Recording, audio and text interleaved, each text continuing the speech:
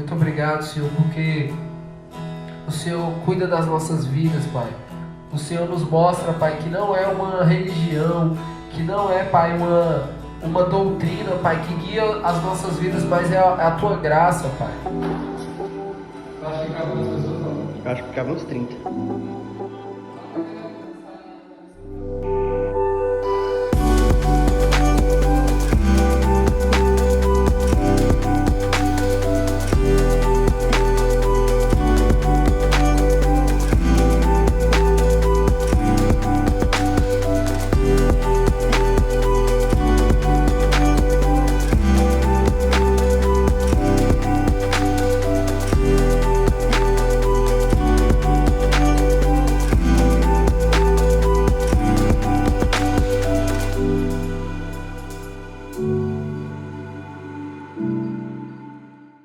E aí, pessoal, boa noite.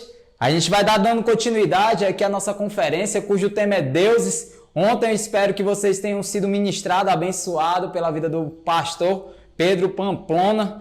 E hoje a gente vai estar dando continuidade, tanto no louvor, com a vida do Brandon, como pela ministração da palavra do Ariovaldo, lá da Manifesto. E isso, para a gente continuar, a gente pede para que você feche os olhos, comece agora orando. E é isso. Vamos orar?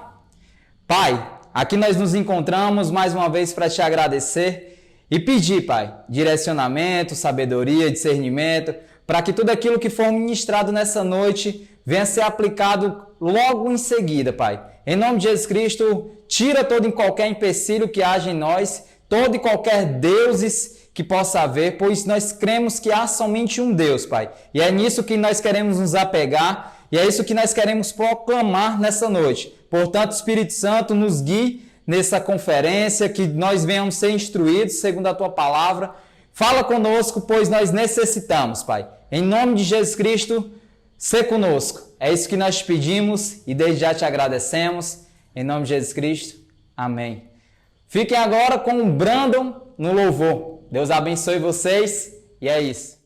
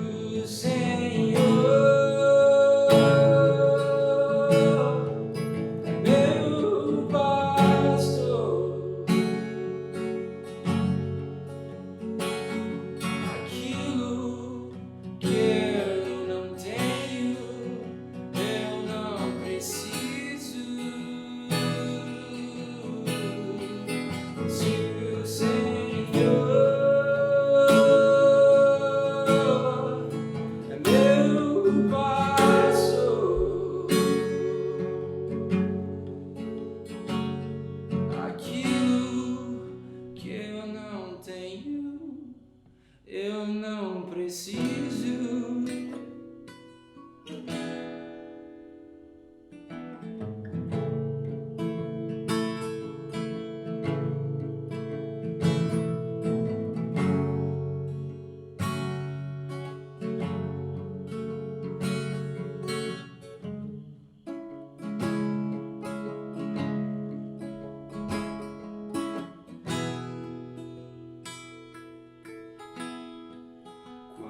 No vale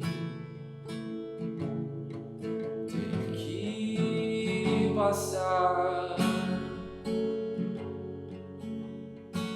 não temerei, pois sei que perto estás. E se a morte me assombrar, a tua graça me acolherá. Misericórdia, compaixão, todos os dias me acompanharão, e para sempre orarei.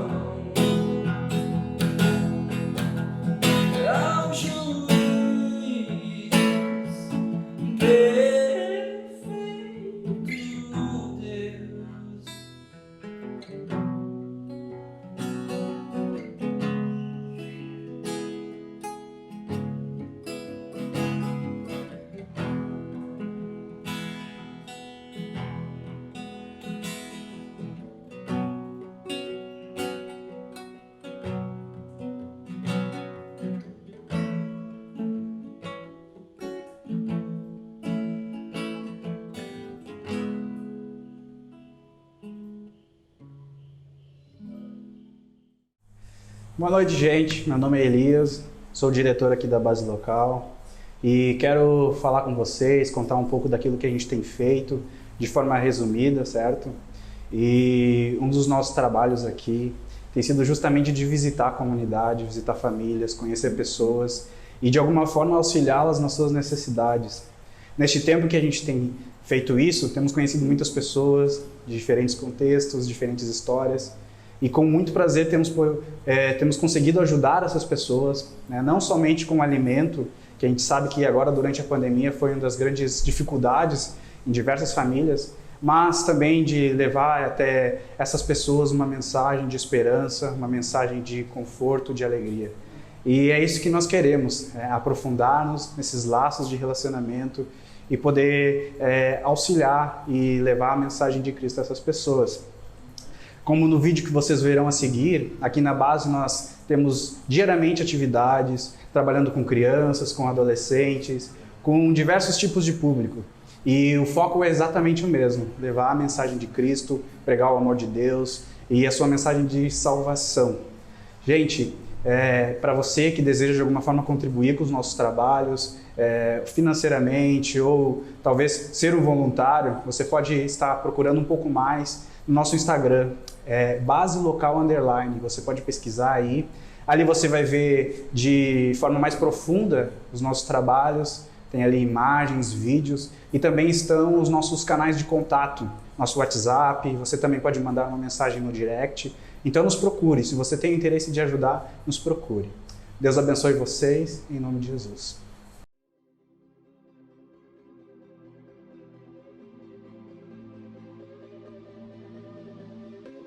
A Base Local é uma base missionária cristã situada no bairro Bom Jardim, em Fortaleza. Temos como objetivo servir a comunidade em que estamos inseridos e outras comunidades de dentro e de fora de Fortaleza.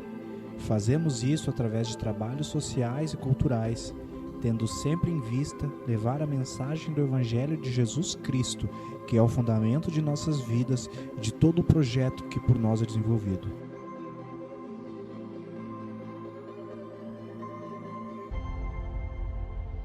A Casa da Base Local é um espaço dedicado a receber pessoas de diversos lugares, a fim de capacitá-las para o trabalho missionário e também incentivá-las a desenvolverem e participarem de projetos que venham de alguma forma intervir nas problemáticas da sociedade.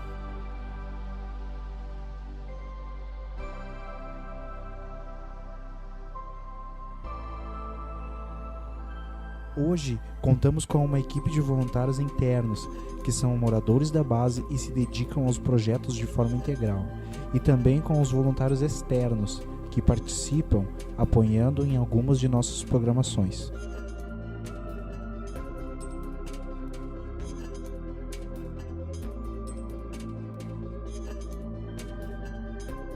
Em nossa casa, são realizadas diversas atividades diariamente, e também apoiamos outros projetos de dentro e de fora de Fortaleza.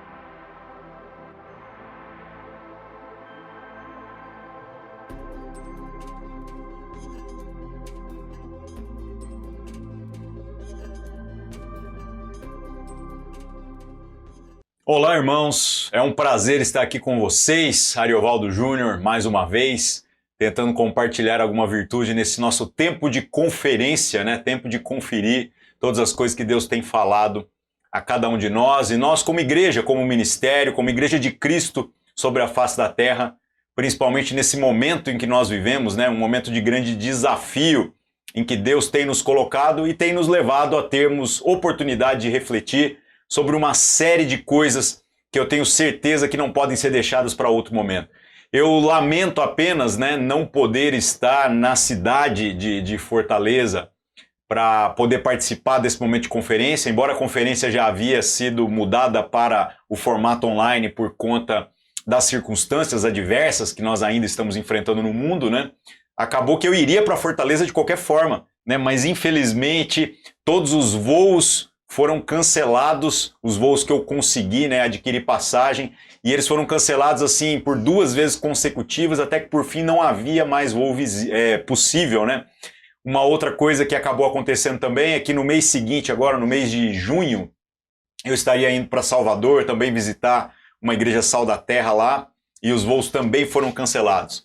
Mas apesar de tudo isso, a alegria do nosso coração é grande, né? A gente entender que Deus tem nos dado aí a oportunidade da gente estreitar laços usando os meios que hoje são possíveis. E eu creio que, se Deus assim permitir, não faltarão oportunidades da gente poder olhar na cara um do outro, poder conferir mais de perto tudo aquilo que a gente está tentando fazer nesse momento de conferência, tá? Então um abraço para todos vocês que fazem parte aí da igreja local na cidade de Fortaleza, e também um abraço para todos aqueles que estão acompanhando essa conferência, tentando garimpar virtudes aí, aquilo que Deus está falando para o nosso tempo, para a nossa geração, nos dias em que nós estamos vivendo, né? Bom, a temática proposta para esse momento de conferência é desafiadora, né? Pode parecer algo, às vezes, muito filosófico, pode parecer algo que está distante da realidade mais prática, né? Mas quando você para refletir à luz da palavra de Deus, confrontando as coisas que a palavra de Deus traz para a gente, com a maneira pela qual nós temos percebido a nossa caminhada, temos percebido as coisas da vida, você acaba chegando na conclusão de que, na verdade, esse assunto é mais urgente do que muita gente imagina, né? Não tem como a gente desprezar de que há um entendimento equivocado da maior parte das pessoas com relação ao objeto da sua devoção.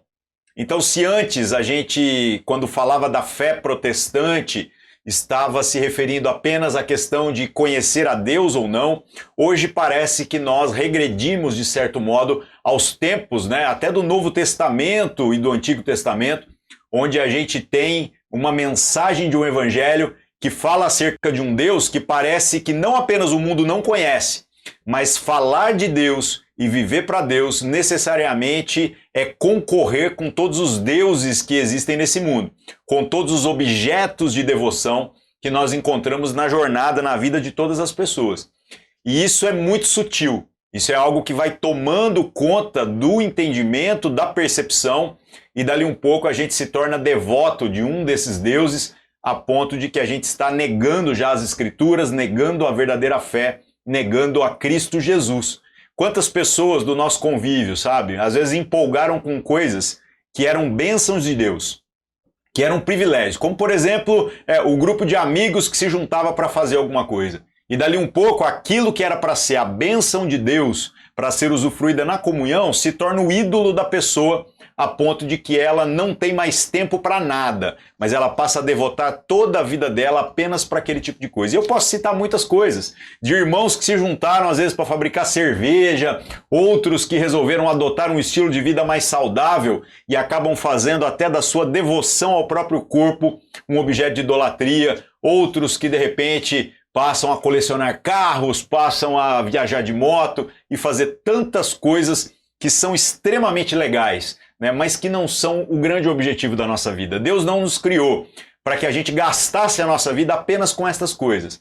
Essas coisas são bênçãos de Deus, mas nós temos que entender muito bem quem é Deus, quem somos nós e como nós devemos, como filhos de Deus, nos relacionar com todo esse universo que está ao nosso redor, tudo que nos foi proposto, tudo que a gente tem aí a oportunidade de se relacionar de uma maneira sóbria, de uma maneira coerente, né? Então, a crise do tempo que a gente está vivendo é que a gente chega na seguinte conclusão.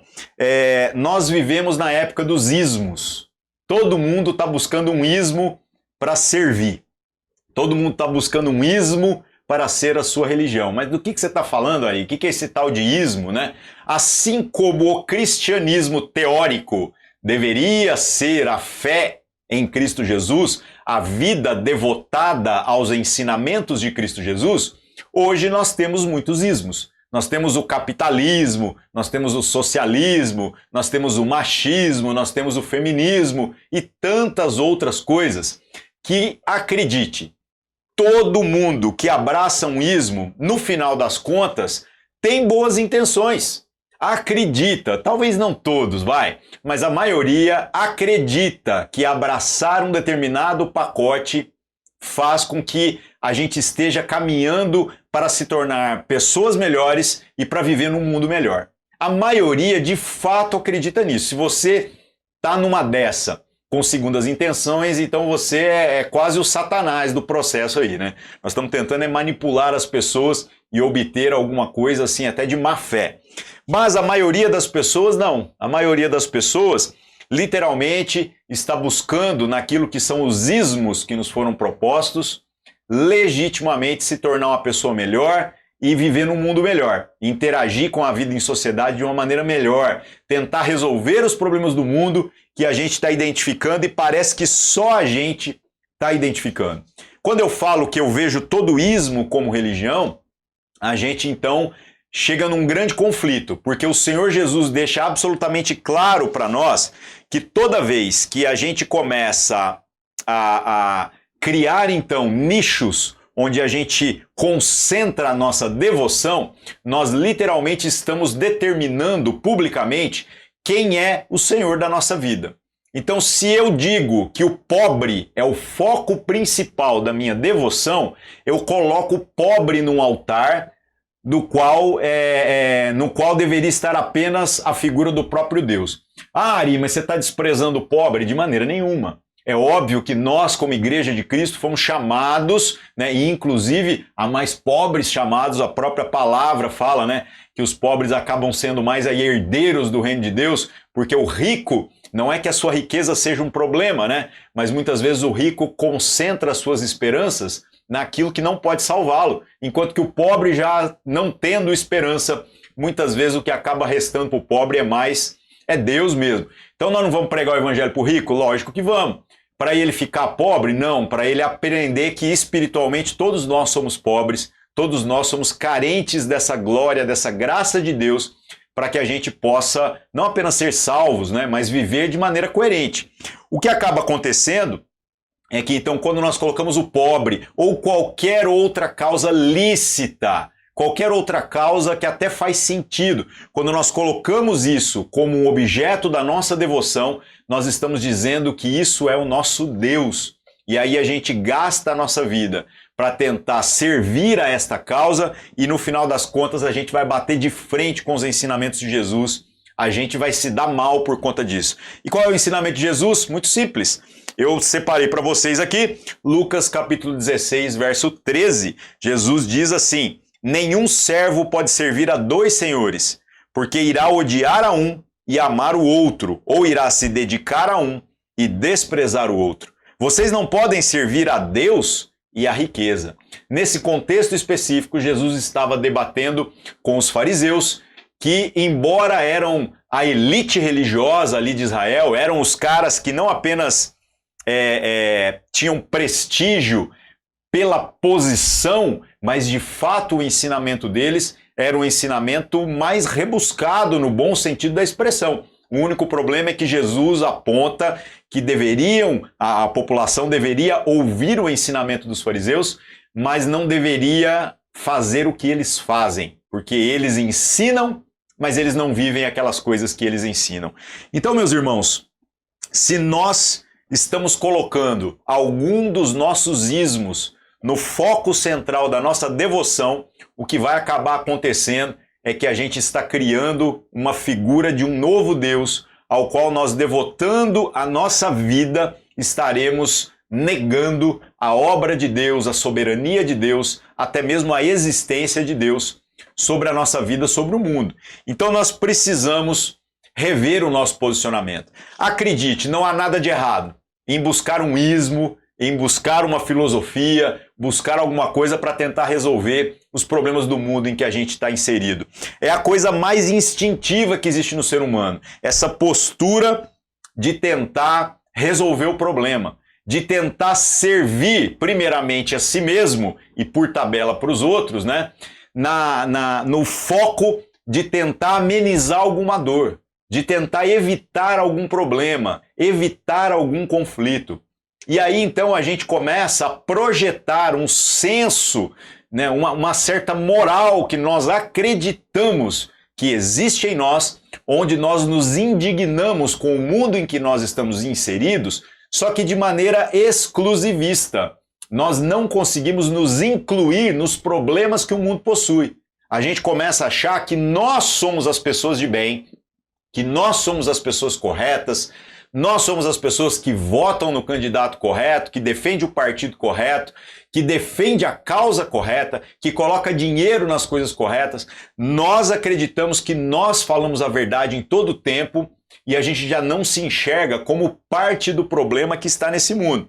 Então o que acontece? Nós passamos a servir a nós mesmos. Nós passamos a instintivamente tentar resolver o nosso problema e o problema da sociedade em que a gente está inserida. Viver pelo estômago cheio, né, se torna então o grande foco. Viver pela satisfação do momento, viver por essa aparente sensação de paz, esta aparente circunstância em que o mundo agora está todo resolvido com relação às suas crises. Tudo isso pode parecer muito bonito, mas isso não traduz necessariamente aquilo que é o objeto do evangelho para a vida do homem. O que o Senhor deseja para nós é uma jornada de virtudes, é uma consciência transformada e não apenas o serviço na direção de satisfazer apetites. Então, enquanto tem gente que está devotando a sua vida para acabar com a fome no mundo, o Senhor nosso Deus é pão. O Senhor Jesus literalmente disse que aquele que não comer da sua carne e não beber do seu sangue, este não tem parte com ele, este não faz parte da família de Deus. Então tá vendo como as causas se tornam conflitantes? É óbvio, meus irmãos, que nós não estamos aqui militando apenas as coisas filosóficas ou de natureza espiritual, sendo que a gente se tornaria negligente para a obra social e para o cuidado com aqueles que estão em qualquer tipo de situação de vulnerabilidade.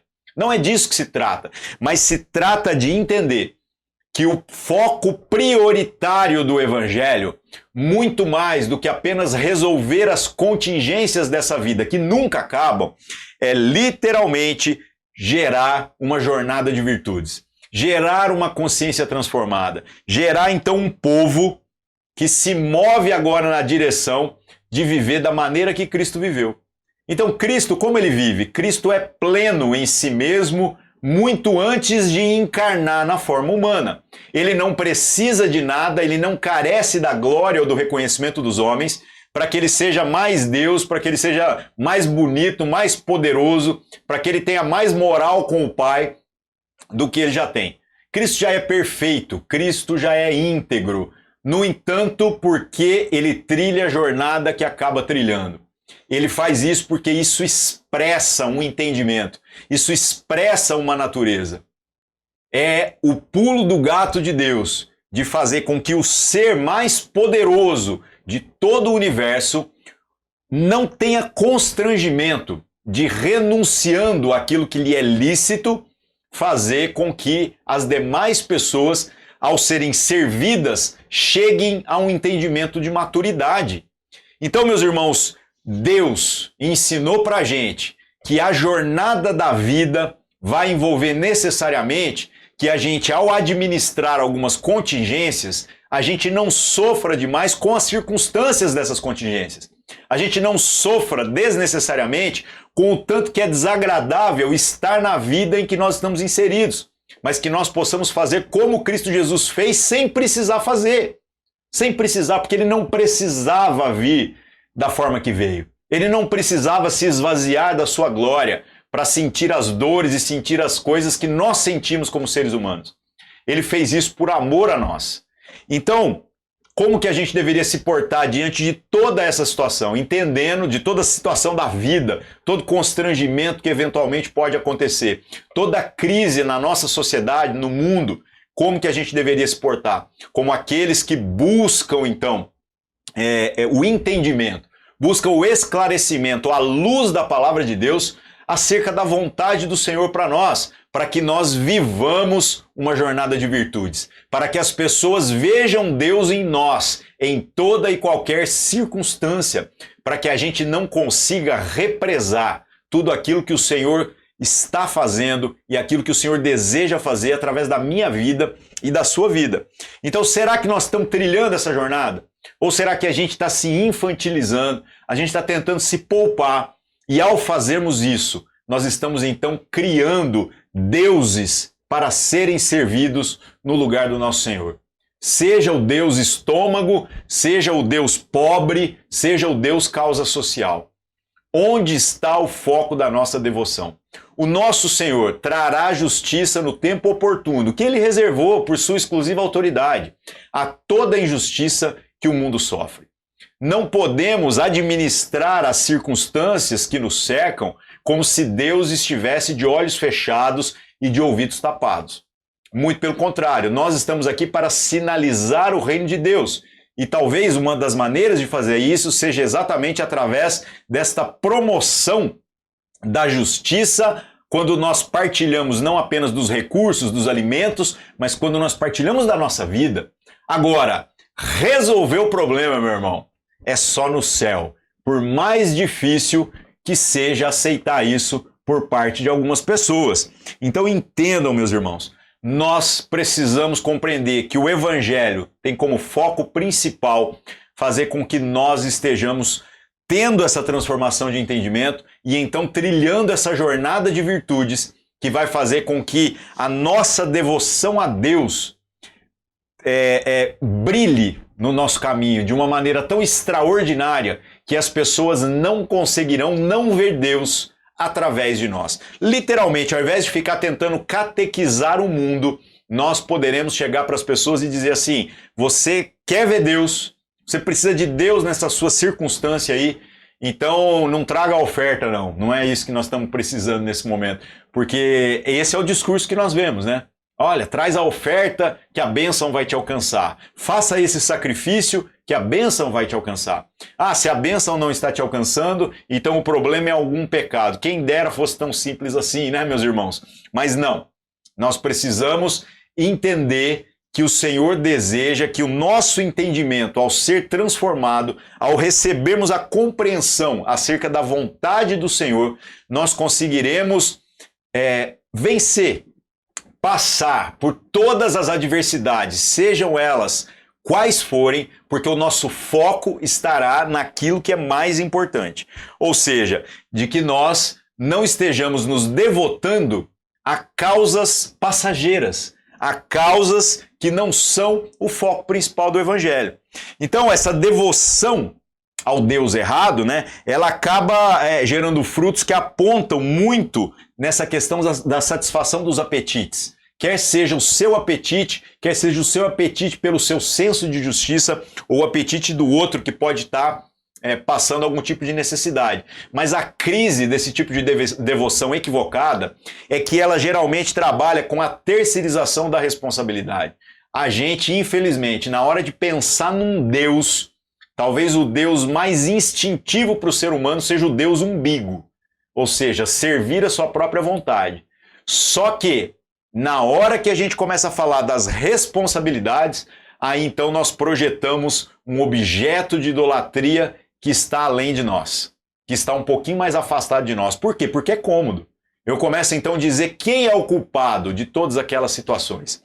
E o que eu queria chamar a atenção de vocês, meus irmãos, nessa oportunidade aqui, é que a gente perceba que toda vez que nós trabalhamos com a terceirização da responsabilidade, nós estamos cometendo o mesmo equívoco que Adão cometeu quando foi pego ali após o pecado por Deus para tomar aquele sermão.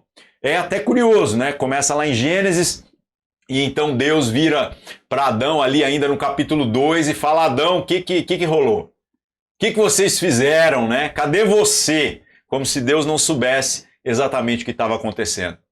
E aí então o homem põe a culpa na mulher e de maneira esdrúxula diz: foi a mulher que o Senhor me deu. Ele ainda empurra a culpa para Deus, né? Se o Senhor tivesse me dado uma moto, eu estaria viajando, mas como o Senhor me deu uma mulher, então por causa disso eu pequei. Esse é o tipo de pensamento esdrúxulo que a gente acaba trabalhando. E acredite, boa parte da nossa vida acaba sendo recheada de desculpas esfarrapadas, onde nós terceirizamos a responsabilidade por aquilo que o Senhor nos colocou para ser o sinal do próprio Deus, no sentido de revelar algum tipo de virtude. Então eu fiz uma listinha aqui de 5 coisas, que com certeza não são as únicas 5, mas são 5 objetos da nossa devoção que acabam se apresentando como deuses no tempo em que nós estamos vivendo. E isso compromete o seu casamento, isso compromete a sua vivência na igreja, isso compromete a sua vivência em família, isso compromete a sua vivência em sociedade, isso faz com que todo o país, todo o mundo sofra pela nossa postura ridícula, a nossa postura sofrível diante de uma circunstância que a gente deveria se parecer um pouco mais com Cristo Jesus. Beleza? Então vamos pontuar aqui quais são esses 5 pontos aqui, esses 5 deuses que nós temos servido através da nossa devoção equivocada, da nossa idolatria a coisas que estão ocupando o lugar de Deus na nossa jornada, no nosso coração. O primeiro que eu pensei aqui é o Deus papai e mamãe. Que geraçãozinha sofredora é essa nossa, que tudo culpa o Deus papai e mamãe. Como se papai e mamãe tivessem a obrigação de ter resolvido algum problema na nossa vida, porque se alguma coisa está dando errada, a culpa é do meu pai ou da minha mãe pelo que eles fizeram ou pelo que eles não fizeram, por aquilo que eles deixaram de fazer. Esse tipo de sentimento, esse tipo de percepção não apenas é ridículo, como é infantil, é incoerente com a postura de um homem e de uma mulher adultos. Deixa eu falar uma coisa para você que de repente vai zoar um pouquinho o seu entendimento a respeito da sua jornada. Mas a verdade é a seguinte: todos nós sofremos na relação com os nossos pais. Uns sofreram por não ter pai, outros sofreram porque o seu pai não foi o ideal e outros sofreram porque os seus pais, de certo modo, até lhe infligiram dores que não deveriam existir. Beleza, mas passou. Você está aqui agora e você tem a oportunidade de, conhecendo o nosso Deus, encontrar uma figura de referência paterna que vai ou deveria curar o seu entendimento a respeito de tudo aquilo que você viveu. Eu sei que isso não é mágica, não é a minha oração, a minha imposição de mãos que vai acabar com todas as feridas que foram feitas ao longo da sua vida. Talvez a gente gaste uma vida em terapias e aconselhamentos e o que mais for necessário, mas entenda uma realidade espiritual. Entenda, você precisa compreender que o seu pai e a sua mãe não te devem nada. Vamos pegar um exemplo bíblico para a gente ver que isso não é apenas opinião. Você acha que a falta de apoio da sua família é decisiva para as coisas não darem certo do jeito que o seu coração gerou expectativa que deveria ter dado certo? Então você está projetando que o Deus papai e mamãe, certo? Foi servido por você. Você está colocando toda a sua devoção nessa expectativa que deveria ter se traduzido por algum benefício e você está errado porque o Senhor Jesus experimentou das mesmas adversidades que a maioria de nós está aí reclamando e, no entanto, Jesus não tem crise com a sua jornada familiar. Leia os evangelhos e perceba. Onde está José? Ali entre o período dos 12 anos de Jesus, última vez que se fala do nome de José nos evangelhos, e depois quando Jesus tem 30 anos. Dizem os historiadores que provavelmente José havia falecido em algum momento ali dos 12 aos 30 anos. Então Jesus teve pai, e não era qualquer homem, porque foi um homem digno, né, de não apenas num primeiro momento ter desejado preservar a Maria para que ela não fosse tratada como uma qualquer, mas para assumir o Filho de Deus como sendo seu. Agora, o que eu queria chamar a atenção, que é a grande crise da vida de Jesus, né? É que a gente vê que quando Jesus começa o seu ministério aos 30 anos, qual é o apoio que ele recebe da sua família? Os seus irmãos já não compreendem a sua missão. Os seus irmãos, de certo modo, já desdenham e zombam daquilo que é o ministério de Jesus. Os seus irmãos já fazem comentários do tipo: vai para Jerusalém e se mostra logo para o mundo. Mas você não é o cara? Você não é melhor do que nós? Você que nasceu da mesma mãe não está dizendo que é melhor do que nós? Então vai lá, se mostra ao mundo. É curioso como Jesus não responde a estas situações, não responde a essas circunstâncias, e é difícil, porque talvez você teve que passar por adversidades onde você deu a resposta que não devia ter dado, ou às vezes não dar a resposta gerou algo dentro de você que precisa ser tratado. Mas no tempo oportuno, quando Jesus completou a sua missão, a sua família, sem sombra de dúvida, se tornou o grupo dos que eram mais crentes do que todos os outros ali. Tanto que Tiago, aquele que nós dizemos que é o irmão do Senhor, né? O Tiago se torna uma figura de referência na Igreja de Cristo. Olha que coisa legal. Maria não é qualquer uma, mas eu tenho certeza que essa Maria, que depois recebe desse testemunho do seu filho, mas que agora é Deus, é o Senhor, ressurreto e glorificado, essa mulher é uma mulher de fé. Ela viu o cumprimento de tudo aquilo que Deus havia prometido desde o início dessa história toda.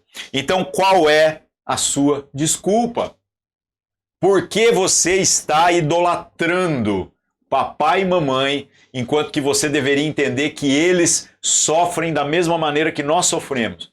Você deveria entender que se você agora já é um adulto, você agora já está entendendo, né, que amadureceu de alguma forma, então é você que precisa trabalhar para se tornar aquele que vai expressar as virtudes de Deus na vida da sua família. Seja lá o tanto que a sua família for ruim, tanto que você acha que for ruim, ou tanto que foi ruim no passado. Esse é o caminho da virtude. Muitas outras pessoas projetam a sua devoção, né, na idolatria do Deus pastor. Você já viu isso? O pastor na vida da igreja vira o Deus da pessoa. E aí a gente vê aquelas expressões, né, do tipo assim: ai, você é o meu líder, é o meu pastor, você é o meu pai apóstolo, você é não sei o que lá. Deixa eu falar uma coisa para vocês. De fato, o pastoreio envolve afetos, na perspectiva de que nós, ao pastorearmos mutuamente uns aos outros, precisamos nos submeter voluntariamente. Mas entenda, o pastor não vai resolver o seu problema. O quanto o pastor lê Bíblia não vai resolver o seu problema se você não lê Bíblia também. Então o cara pode estudar, pode ter a melhor pregação do mundo. Lembre-se que no grupo ali do colégio apostólico, o pregador era o próprio Deus, era Jesus. E Judas consegue ser um dos 12 e ainda assim não passar de ano, não ser aprovado ali naquele curso. Por quê? Porque ele consegue, ouvindo as palavras, não permitir que isso entre no coração. Então nós não podemos projetar como objeto da nossa devoção o Deus pastor. Porque o pastor é um coitado, assim como eu e você. É a pessoa que também está no processo, que também está em luta, que também está em muitas crises. Então é preciso que você o veja como um irmão. Um irmão mais experiente? Provavelmente.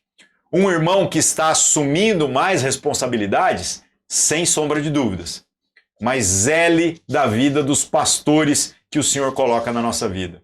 Pelo amor de Deus, não comece a achar que o pastor vai resolver o problema da sua vida, porque não vai. Não vai. É Deus que enviou o seu filho para morrer no seu lugar pelo seu pecado. Ele não mandou o pastor morrer pelo seu pecado. Aliás, se o pastor estiver morrendo pela igreja, eu sempre dou o conselho para essa galera. Às vezes é melhor fechar a igreja. Por quê? Porque quem tinha que morrer pela igreja já morreu e ressuscitou. Nós somos chamados para viver para a igreja. É diferente. Vivermos uns para os outros. Glorificar a Deus através da nossa caminhada. é diferente. Então, não faça do pastor um objeto de idolatria.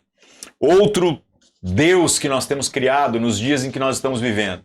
E isso tudo também afeta a nossa vida, a nossa jornada de espiritualidade, ao ponto até de promover assim, divisão entre irmãos. O Deus-Estado. O Deus-Estado. Muita gente acredita que a solução para o mundo está no governo. É óbvio que um governo ruim, que um governo corrupto, que um governo que muda as regras conforme a sua vontade, um governo que não preze por princípios como liberdade e outras coisas que são muito agradáveis, né? Esse governo vai dificultar mais do que facilitar. É óbvio que viver numa democracia que funciona razoavelmente é muito melhor do que viver numa ditadura. Mas não se iluda. O Estado não é a resolução para os problemas do mundo. Não ache você que é lícito você promover a divisão entre irmãos por causa de visões políticas. E isso acontece antigamente de 4 em 4 anos. Agora está acontecendo com uma frequência até maior. Cuidado! Cuidado com esse tipo de postura. Ai, mas o governo tinha que fazer isso, o governo tinha que fazer aquilo. É a mesma crítica, é o mesmo tipo de crítica que a gente escuta em muitas circunstâncias com relação àquilo que a igreja deveria ser. E aí eu digo para essas pessoas assim, mas quem é a igreja? E na hora de falar das responsabilidades, as pessoas dizem assim, não, porque a igreja não faz, a igreja não é, a igreja não visita, a igreja não cuida. Mas na hora de falar dos benefícios, fala, a igreja somos nós, a igreja sou eu e você. Então vamos se curar dessa esquizofrenia. A igreja somos nós ou a igreja é na terceira pessoa, são os outros? Da mesma maneira, quando a gente está falando da convivência nos estados organizados. Ai, mas a coisa não acontece. Você não está num estado democrático? Se candidate. E a hora que você estiver lá, você vai ver o tanto que o negócio é ruim. Porque o sistema parece que é feito para não dar certo. Então, meus irmãos, vote consciente, estude, ouça o contraditório, mude de opinião se necessário. A galera geralmente não me apedreja pelas minhas convicções políticas. A galera me apedreja porque eles não aceitam que eu mudo de opinião. Que eu voto de um lado, depois eventualmente eu falo assim, não, agora eu cansei disso, eu vou tentar outra coisa. As pessoas não aceitam. E sabe por que eu não tenho constrangimento de falar sobre isso? Porque eu acredito que a salvação não está nisso. Eu não sou servo do Deus Estado. Aliás, o acordado era que o Estado deveria servir ao povo, pelo menos na nossa nação, por aquilo que a Constituição aponta. Mas eu não sou servo nem mesmo da Constituição brasileira. Antes importa obedecer a Deus do que aos homens em qualquer circunstância. Então, meus irmãos, sejamos bons cidadãos, sejamos aqueles que zelam por uma vida tranquila, que oram pelos políticos, que oram pelos representantes que nós temos em todos os níveis de governo, entendendo que a gente deve clamar para ter uma vida tranquila mesmo. Mas não projete a sua expectativa de resolução das coisas do mundo no Estado. Porque isso não vai acontecer, isso é uma ilusão. Isso é um grande equívoco da sua parte. Então compreenda, Deus chamou a gente para sinalizar as coisas de Deus, e não o Estado. Jesus estava literalmente se lixando para aquilo que era o Império Romano no tempo em que ele esteve aqui sobre a face da terra, ali na sua forma humana ainda, antes de ter sido morto e ressurreto. Jesus não tem crise com o Império Romano, porque de tudo o Império Romano era coerente. Qual é a proposta, a premissa básica de um império? É simples, o imperador manda e o que ele quiser é lei. Então, é um sistema coerente. Não fique você achando que as virtudes do reino de Deus, que as virtudes da eternidade vão se materializar no Deus Estado. Porque não vão. Se você devotar a sua vida a isso, você estará negando aquilo que você deveria estar vivendo, a devoção que você deveria estar cultivando na sua existência, aquilo que são os valores do reino de Deus. Outra causa que a galera aí inclina a sua vida, né? Outro Deus que a gente projetou, o Deus contrato social.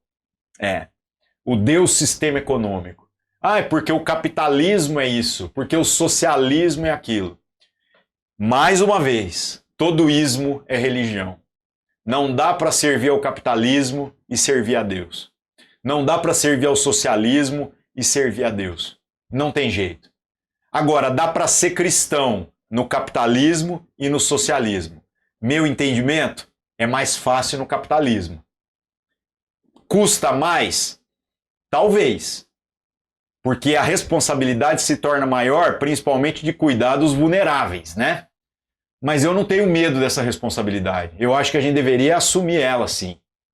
Então é mais fácil, no meu entendimento, servir a Deus num sistema que me dá liberdade do que num sistema que me tira a liberdade.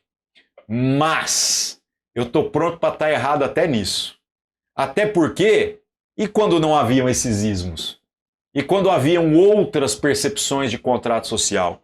Então a solução para os problemas desse mundo não está também nos sistemas econômicos e no contrato social. Não faça disso um Deus na sua vida. E por último, meus irmãos, o Deus consumo. O Deus consumo tem sido objeto da devoção da maioria de nós em muitas circunstâncias. Sobre como a gente, até na vivência da igreja, começa a olhar para a vida uns dos outros a partir daquilo que a gente acha que é prosperidade. Ao invés da gente focar naquilo que verdadeiramente é prosperidade. A gente fica se comparando com base naquilo que o outro tem e não a partir da obra que o Senhor fez na vida do outro e o transformou naquilo que ele é. Essa é a realidade. E aí são todas as coisas. O carro, o celular, o emprego, o casamento. Você começa a achar que a vida do outro é melhor do que a sua. Você começa a achar que os filhos dos outros dão menos problemas do que os seus filhos. Que a igreja dos outros é mais confortável do que a igreja que o Senhor Jesus te chamou para fazer parte. Em nome de Jesus, não permita que o consumismo se torne um objeto de devoção na sua vida. Porque todas essas coisas são passageiras. Todas as coisas que nós cobiçamos e que muitas delas são bênção de Deus, são legítimas de se possuir, elas não trazem essa satisfação que às vezes a gente está ansiando obter. A gente não vai encontrar nessas coisas uma jornada de verdadeira virtude que no final vai se traduzir por algo que valeu a pena dedicar a sua vida. Então, em nome de Jesus, inclina a sua vida para aquilo que realmente importa. Meus irmãos, lendo aquela obra O Anticristo de Nietzsche, eu fiquei surpreso, sabe? Com um dos comentários que ele faz e que, para mim, é a síntese daquilo que essa jornada de devoção ao verdadeiro evangelho precisa ser. Nietzsche fala que a fé cristã lhe parece a antítese do natural, a antítese do lógico. Por quê? Porque ele fala que, segundo a lógica da evolução, o forte, o adaptado deve prevalecer. E o fraco, o frágil, o não adaptado deve deixar de existir mesmo. Aí vem esse tal de cristianismo e diz que o forte deve dar a sua vida pelo fraco. Que o adaptado deve fazer com que o seu esforço seja no sentido de auxiliar o que não está adaptado. Para Nietzsche isso era loucura, para nós essa é a mensagem da salvação. O Senhor nos chamou para que nós estejamos nos devotando à verdadeira causa, e a causa é de que Cristo já morreu por nós, Cristo já ressuscitou e garantiu a resolução dos nossos problemas para a eternidade, e então agora nós podemos nos devotar a cumprir a vontade de Deus em toda a nossa jornada de existência, que começa aqui e avança para toda a eternidade, servindo a um Deus que transcende as necessidades temporais, mas que quer fazer com que as pessoas conheçam as virtudes que lhes são parte da natureza, e isso tem que ser projetado através da minha existência e da sua existência. A pergunta que eu faço para cada um de vocês é se nós estamos literalmente servindo a Deus nas coisas mais simples, onde o Senhor tem nos colocado, ou se a gente está tentando aí projetar uma devoção a algum outro Deus que está ocupando o lugar do nosso Senhor, aquele que trouxe a revelação do Evangelho para nós. Em nome de Jesus, meus irmãos, que Deus nos cure, que Deus nos perdoe, que Deus nos traga entendimento com relação a todas essas coisas. Amém? Vamos orar. Senhor nosso Deus, nos colocamos na sua presença, reconhecendo que muitas vezes nós servimos a causas, acreditando estar fazendo o melhor, mas muitas vezes essas causas ocupam lugar no nosso coração, que é o lugar do Senhor. Que o Senhor perdoe o nosso pecado, que o Senhor perdoe a dureza do nosso coração e que o Senhor transforme a nossa jornada, o nosso caminho, em uma jornada de coerência em todas as coisas, para que o teu nome não seja envergonhado através das causas que nós achamos que são legítimas, mas que o seu nome seja glorificado através da simplicidade, da busca de uma vida que encontra na sua palavra o real propósito para o qual nós estamos aqui sobre a face da terra. Glorifica o teu nome através da nossa vida e que o Senhor acalme o nosso coração, que o Senhor nos dê o seu senso de justiça, que vai muito além daquilo que nós conseguimos alcançar. Em nome de Cristo Jesus, nós oramos e agradecemos. Amém. É isso, meus irmãos. Muito obrigado. Deus abençoe todos vocês. Pessoal, tá chegando ao fim a nossa conferência local 2021. A gente fica feliz com a sua participação, com todo mundo que clicou no link, entrou aí na nossa conferência, no nosso evento. A gente espera verdadeiramente que Deus possa ter te edificado nesses 2 dias, né? Que esse tema, que é um tema tão comum na nossa vida, possa ter aberto aí algo dentro de você e que o Espírito Santo de Deus possa ter te chacoalhado para você ter uma mudança de vida a partir do Evangelho. Então nós agradecemos, foi um tempo muito bom, nós ficamos felizes porque tudo isso pôde acontecer, nós ficamos felizes porque o Evangelho pode ser estendido a vários lugares, a lugares que talvez, a pessoas que talvez não assistiriam, né, se estivéssemos limitados a um espaço geográfico. Então a gente fica feliz por tudo, a gente quer agradecer a Deus, a gente quer agradecer a todos vocês que fizeram isso acontecer também e pedir que Deus abençoe a vida de cada um de vocês, que nós possamos viver verdadeiramente uma vida que glorifique a Deus, longe dos ídolos, né? Que Deus venha matar, crucificar os nossos ídolos, para que nós possamos glorificar a Deus verdadeiramente, ao nosso único Deus. Então eu quero fazer uma oração para a gente terminar esse tempo. Amém? Senhor Deus, nós te damos graça, Pai, por esses 2 dias de conferência. Nós te pedimos que o Senhor venha despertar, Pai, o nosso coração, a nossa mente, para entender, Pai, qual que é a sua boa, perfeita e agradável vontade, e que nós possamos ter uma vida, Pai, que glorifique o Teu nome, Pai. Nós não queremos, Pai, viver uma vida de acordo com as nossas vontades, de acordo com os nossos desejos, com aquilo que o nosso coração tem adorado, mas nós queremos de verdade, Pai, recalcular, Pai, o nosso coração ao caminho, Pai, da cruz, ao caminho do discipulado, ao caminho da graça, Pai. Então que o Senhor venha nos moldar, Pai, todos os dias, para que nós possamos viver de acordo com a Tua vontade, Pai. Nós te agradecemos em nome de Jesus. Então que Deus te abençoe. Nos vemos talvez presencialmente, se assim Deus nos permitir, no próximo ano, na nossa conferência anual. E é isso. Abraço. Muito obrigado, Senhor, porque o Senhor cuida das nossas vidas, Pai. O Senhor nos mostra, Pai, que não é uma religião, que não é, Pai, uma doutrina, Pai, que guia as nossas vidas, mas é a Tua graça, Pai. Acho que acabou as pessoas. Acho que ficava uns 30.